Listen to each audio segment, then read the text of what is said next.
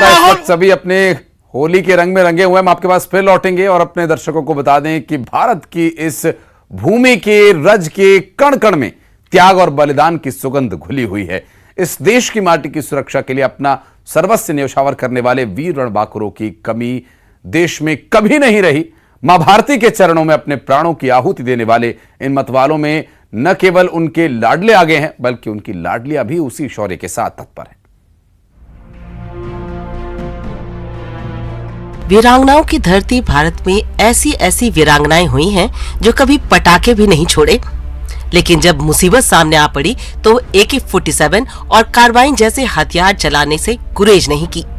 ऐसी ही कहानी है वीरांगना पूजा सोलंकी की, जिन्होंने पति हर्षवर्धन सिंह सोलंकी की शहादत के बाद देश के प्रति उनकी जिम्मेदारियों को निभाने का साहसिक कदम उठाया। 3 जनवरी 2019 ये वो तारीख है जिसके बाद वीरांगना पूजा सोलंकी की जीवन और जीने का उद्देश्य पूरी तरह बदल गया। पूजा के पति हर्षवर्धन सिंह सोलंकी बालाघाट के लांजी थाने में SI थे। 13 जनवरी 2019 को उनकी ड्यूटी विधानसभा अध्यक्ष के फॉलो व्हीकल में लगी हुई थी। तभी अचानक एक ट्रक ने उनके वाहन को टक्कर मार दी। SI हर्षवर्धन सिंह सोलंकी समेत अन्य 3 पुलिसकर्मी इस हादसे में शहीद हो गए। 2019 में मेरी अनुकंपा नियुक्ति हुई थी। मेरा हस्बैंड हर्षवर्धन सिंह सोलंकी जो जिला बालाघाट लांजी में पदस्थ थे, उनका एक रोड एक्सीडेंट हुआ था जो हिना कावरे उपाध्यक्ष मैडम की VVIP मूवमेंट में लगे हुए थे, तो ट्रक ने हिट किया था। तो उसके बाद मेरे हस्बैंड ऑन द स्पॉट उनकी वहाँ पर डेथ हो गई थी। उनके साथ 3 और लोग थे, जिसमें से 2 पुलिसकर्मी थे और एक मेरे हस्बैंड वहाँ पे प्रभारी थे। पति की शहादत के बाद पूजा को सरकार ने विशेष केस मानते हुए अनुकंपा नियुक्ति के तहत पति के स्थान पर पूजा को SI बना दिया। इसके बाद पूजा ने भोपाल की भौरी पुलिस अकादमी में 13 महीने की टफ ट्रेनिंग ली। पूजा कहती हैं कि मैंने कभी पटाखे भी नहीं फोड़े थे, लेकिन आज AK-47 कार्बाइन समेत 9 हथियार चलाना जानती हूँ। मैं बंदूक मैंने कभी एक पटाखा भी कभी नहीं छोड़ा है। मैं दूर खड़ी होकर देखती हूँ और कान बंद करती थी। मतलब मैं इतनी ज़्यादा बहुत डरती थी और सेंसिटिव लड़की हूँ। मतलब मैं मेरे हिसाब से बताना चाहूँगी खुद को। तो मैंने वहाँ ट्रेनिंग में देखा, मैंने 9 तरह के वेपन्स चलाए हैं वहाँ पर।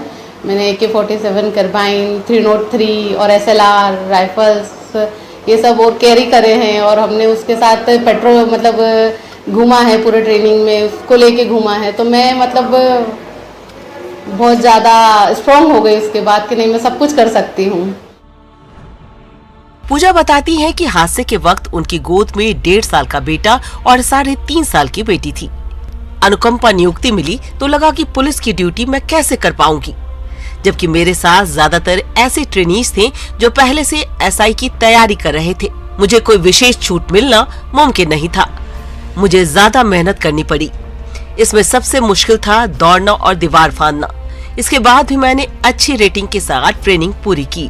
साथ ही पूजा चाहती है कि उनके जैसी मुसीबत किसी महिला पर आती तो उसका पूरा सपोर्ट करे, क्योंकि विधवा महिलाओं के लिए उनके पति का चला जाना सबसे मुश्किल भरा समय होता है। अपने समाज में जो रूढ़िवादिता है विधवा महिलाओं को लेकर, मेरे को लगता है कि विधवा जब कोई औरत होती है तो उसे परिवार वाले कृपया करके सहयोग करें। मतलब वो उसके साथ ऐसा व्यवहार ना करें, वो ऑलरेडी सब कुछ खो चुकी होती है, और उसके साथ समाज से परिवार के घर परिवार की महिलाएं रीति रिवाज करती हैं, सब चीज़ें वो मैं सहन करके आई हूँ। मतलब सबसे वर्स्ट टाइम होता है वो एक महिला के लिए। उसका सहयोग करें, उसका साथ दीजिए, उसे हौसला बढ़ाइए, उसके साथ अच्छा व्यवहार कीजिए। बस यही मैं सबसे विनती है मेरी। मतलब मैं वो सब चीज़ फेस करके आई हूँ, तो सबसे गंदा अनुभव है वो मेरा।